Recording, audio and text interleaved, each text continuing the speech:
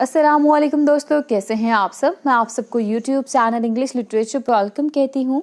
आज के इस लेक्चर के अंदर हम जो टॉपिक कवर करने जा रहे हैं that is God sees the truth but weights. ये एक शॉर्ट स्टोरी है जिसको लिखने वाले हैं लियो टॉल्स्टॉय, और इस शॉर्ट स्टोरी के अंदर एक यंग मर्चेंट की बात की गई है जिसको साइबेरियन प्रिजन कैंप के अंदर भेज दिया गया था उस मर्डर की वजह से जो उसने कमिट ही नहीं किया था। स्टोरी की डिटेल क्या है हम बाद में डिस्कस करेंगे। जो इसके मेजर थीम होने वाले हैं वो है injustice, faith, acceptance and forgiveness. ये इसके कुछ मेजर थीम्स हैं। आपने इन थीम्स को माइंड में रखते हुए स्टोरी को सुनना है। तो चलें शुरू करते हैं हमारी स्टोरी। तो ये एक रशियन स्टोरी है, तो इसकी सेटिंग भी रशिया ही है। ये स्टोरी है इवान अक्सिनोव के नाम का करेक्टर है हमारे पास, उसके बारे में। इवान अक्सिनोव जो है ये टाउन ऑफ व्लादिमीर के अंदर रहता था, जो रशिया के अंदर एक प्लेस का नेम है।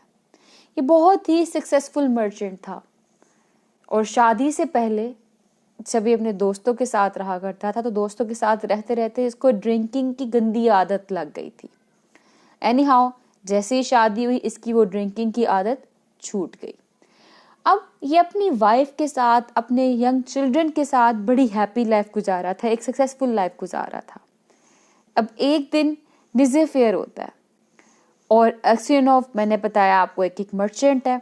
तो मर्चेंट होने की बेस पे वो अपनी कुछ चीज़ों को सेल करने के लिए निजे फेयर में जा रहा होता है।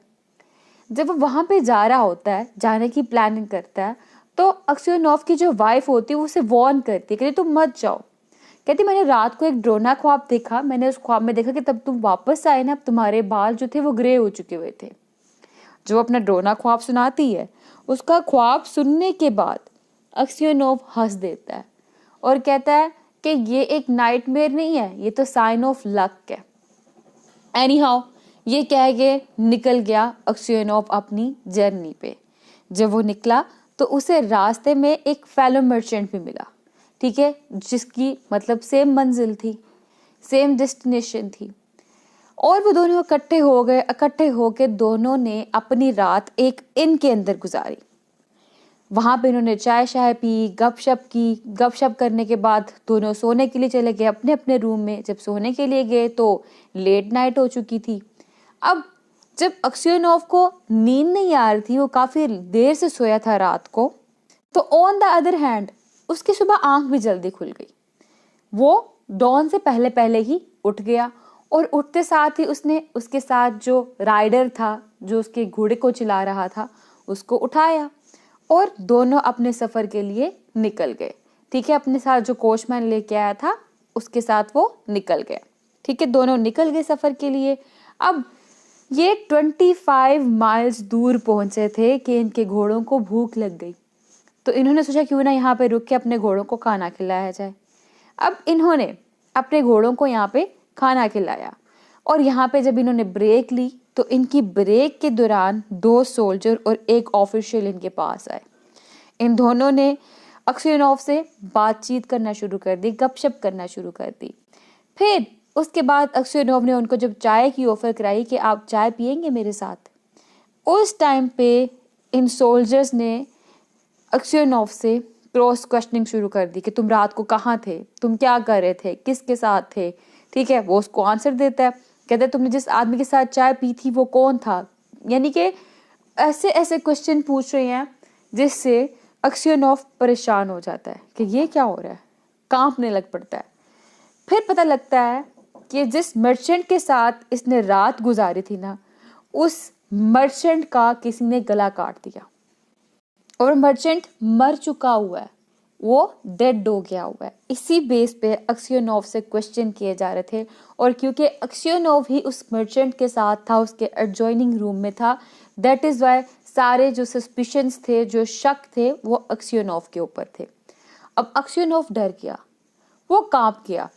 फिर पुलिस ने कहा कि हम लोगों को तुम्हारे सामान की तलाशी लेनी होगी। इन सोल्जर्स ने फिर जो अक्सिनोव है उसके सामान की तलाशी ली तो उसके सामान के अंदर से एक नाइफ मिली जो कि खून से भरी हुई थी।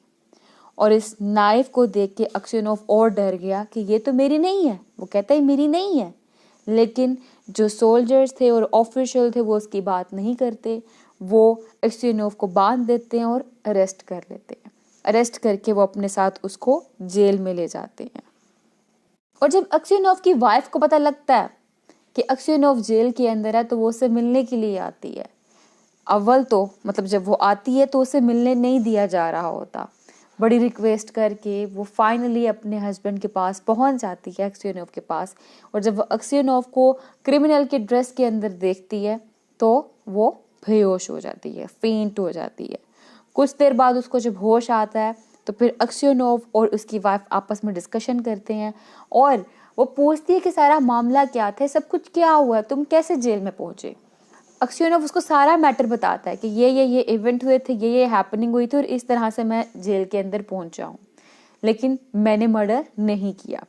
अब उसकी वाइफ और एक्सयूनोव जब बातें कर रहे होते तो उस टाइम पे कहते हैं कि जो जार है, रशिया में उस टाइम पे जार हुआ करता था, कि क्यों ना हम लोग उससे हेल्प लें, उससे बात करें, वो हम लोगों को यहाँ से छुड़वा सकता है।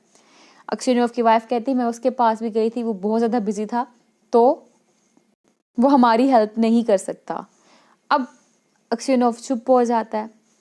ऑन द अदर हैंड जब वाइफ वहाँ से जाने लगती है, उसको ऑफिशियल्स लेने के लिए आ जाते हैं, तो वाइफ जाते जाते एक्सयूनोव से पूछती है कि तुम मुझे सच बता दो, क्या वाकई मर्डर तुमने किया है।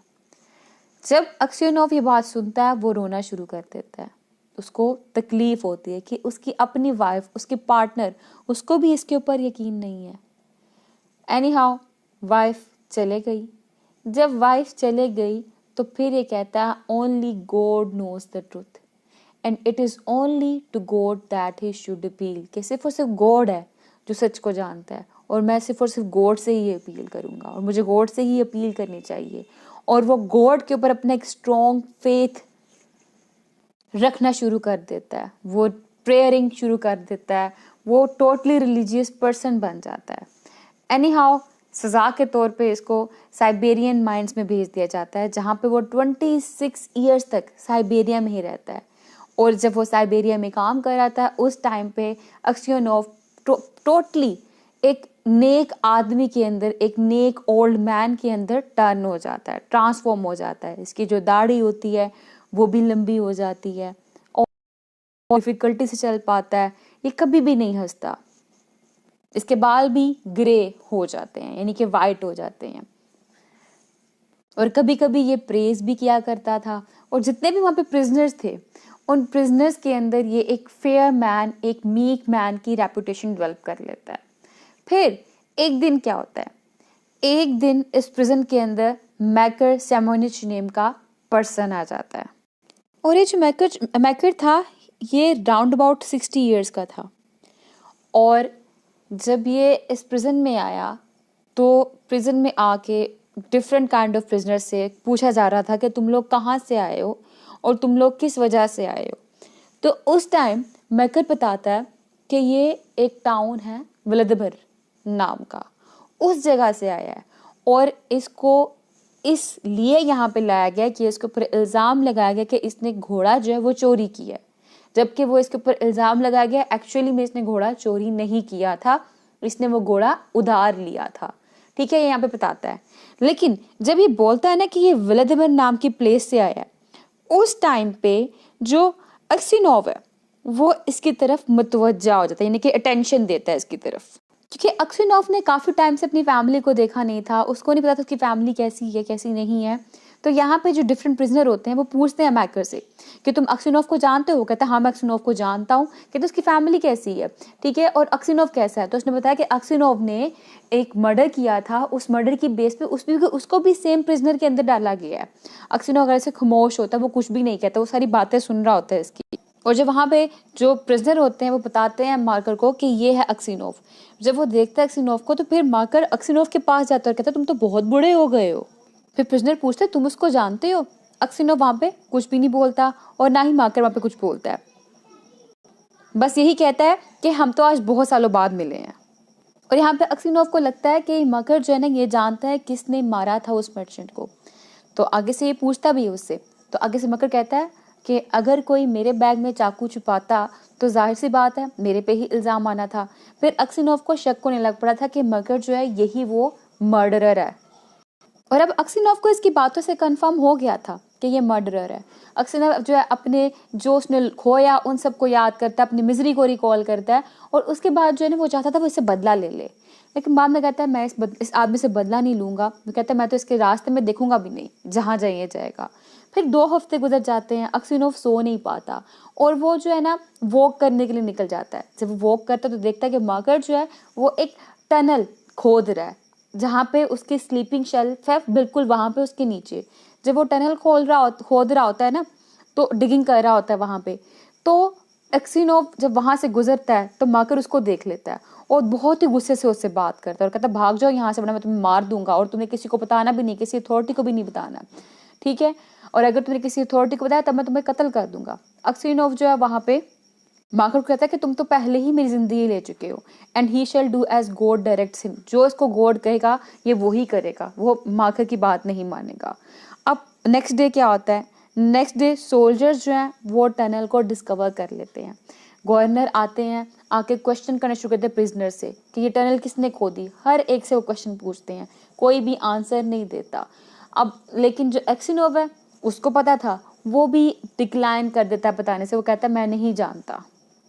तो ये देख के जो माकर है वो हैरान हो जाता है और उसी रात को माकर जो है वो आता है अक्सिनोव के पास और उससे माफ़ी मांगता है और कहता है कि मैंने ही मारा था उस मर्चेंट को और मैंने ही पैसे उसके चुराए थे और मैंने ही तुम्हारे बैग के अंदर वो नाइफ रख दी थी ताकि तुम पे शक आए। और उसके बाद वो अपने घुटनों पे गिर जाता है और फिर से माफ़ी मांगता है और कहता है कि मैं जो जो गुनाह किए हैं ना, मैं अपने सारे गुनाह को कन्फेस कर लूँगा और तुम्हें फ्री कर दिया जाएगा। तो उसके बाद जो ओल्ड मैन यानी कि अक्सिनोव है वो कहता है that his life is already over and he has nowhere to go. इसके पास कोई भी जगह नहीं जहाँ पे अब जाएगा ये। अब ये सुन के जो माकर है वो खुद भी रोना शुरू कर देता है। जब वो रोता है तो अक्सिनोव भी आगे से रोना शुरू कर देता है। अक्सिनोव उससे मार्कर जो है वो उसे दोबारा से माफ़ी मांगता है। अक्सिनोव उसको कहता है गॉड विल फॉरगिव हिम, ठीक है, कि खुदा तुम्हें माफ़ कर देगा। And that perhaps he himself is 100 time worse, कि शायद वो खुद 100 दफ़ा बुरा है, बहुत ज़्यादा बुरा इंसान है। खुद कौन? अक्सिनोव। और जब अक्सिनोव ये कहता है तो बड़ी वो लाइटनेस फील करता है, कहता है ऐसे जैसे मेरे अंदर लाइटनेस एंटर हो गई मेरी बॉडी के अंदर। और उसके बाद कहता है मैं अब जो ना इस जो प्रिजन है उसको छोड़कर नहीं जाना चाहूँगा। अब जो है मैं घर जाने की ख्वाहिश नहीं रखता, सिर्फ और सिर्फ मरना चाहता है। फिर उसके बाद क्या होता है कि जो माकर है वो गवर्नर के पास जाता है, अपने क्राइम की कन्फेशन कर लेता है और यहाँ से प्लानिंग की जाती है कि अक्सिनोव को फ्री कर दिया जाएगा।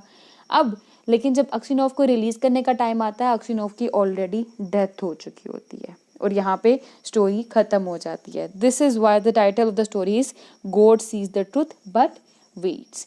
तो आई होप कि आपको इसकी समरी क्लियर हो चुकी होगी। Thank you for watching this video. Video पसंद है वीडियो को लाइक भी करेगा, हमारे चैनल को सब्सक्राइब करना मत भूलिएगा। Stay tuned with us, take care.